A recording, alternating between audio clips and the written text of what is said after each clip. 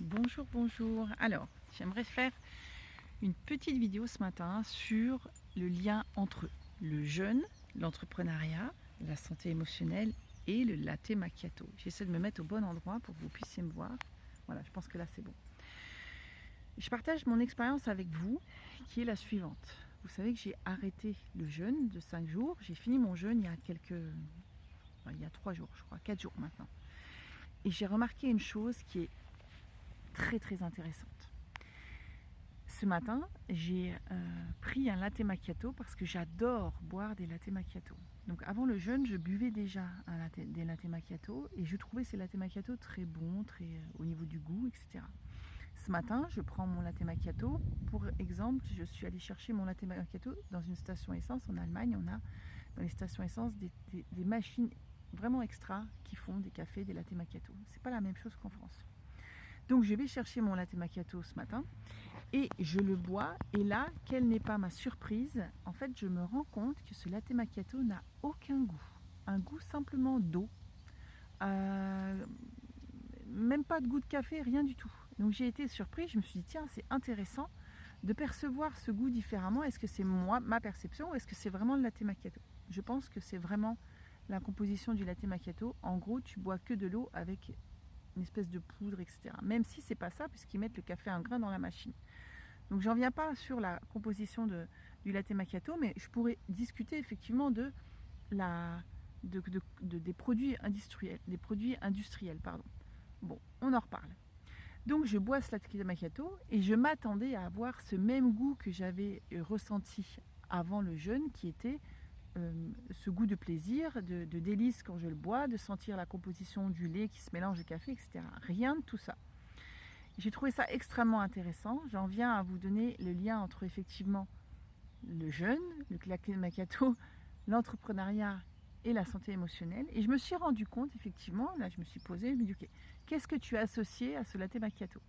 Et en fait, j'ai compris que l'association que j'avais posée sur le latte macchiato était beaucoup plus émotionnelle que ce que déjà, mon corps avait besoin, puisqu'on n'en a pas besoin, mon corps, de ce latte macchiato.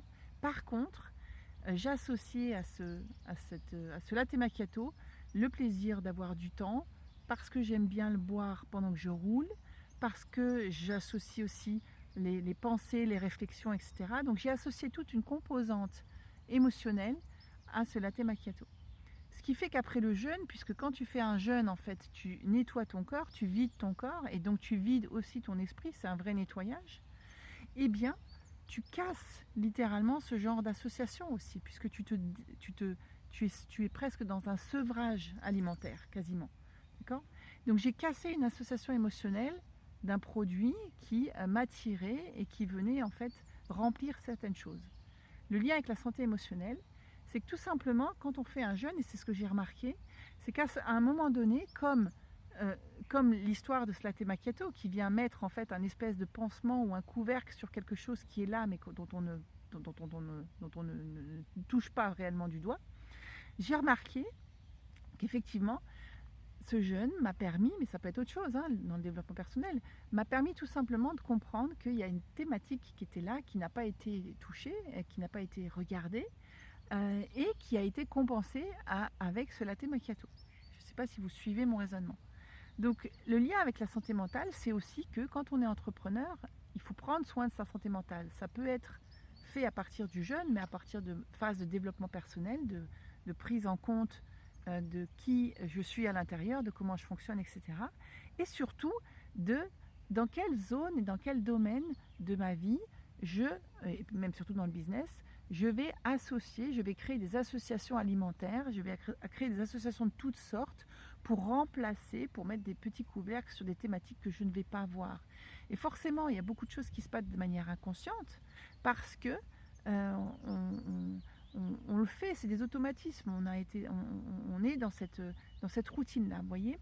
Et le fait justement de casser cette routine-là, de casser cette prise de nourriture, cette prise de boisson, m'a reconnecté à, à des choses qui sont réellement là et à la connexion au corps, au cœur, etc.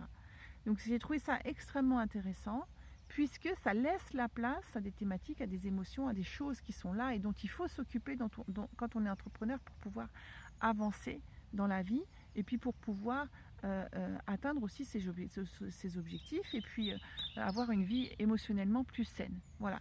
Donc c'est extrêmement intéressant. Et là, je vous donne une impulsion. Quand vous allez ingérer un aliment ou quand vous allez boire quelque chose, vous demandez vraiment et en conscience, est-ce que je comble quelque chose ou est-ce que c'est vraiment par un plaisir qui est ok aussi, hein, ou est-ce que ça vient mettre un petit pansement sur quelque chose qui est là et qui doit être vu. Et en général, on met des pansements quand ça devient quelque chose d'automatique, on le fait sans réfléchir, on n'a pas la pleine conscience du présent, du plaisir de ce qu'on fait, de ce qu'on mange, de ce qu'on boit. Voilà, dites-moi si ça résonne pour vous. En tout cas, c'est une très belle impulsion que vous pouvez garder pour vous et qui va vous donner aussi des petits outils pour pouvoir prendre soin de votre santé émotionnelle, parce que quand vous êtes dans la vie de tous les jours et qu'on avance sans vraiment réfléchir en mode robot, eh ben on s'enlève la chance de pouvoir aller regarder dans des zones où il y a besoin peut-être d'apporter de la lumière.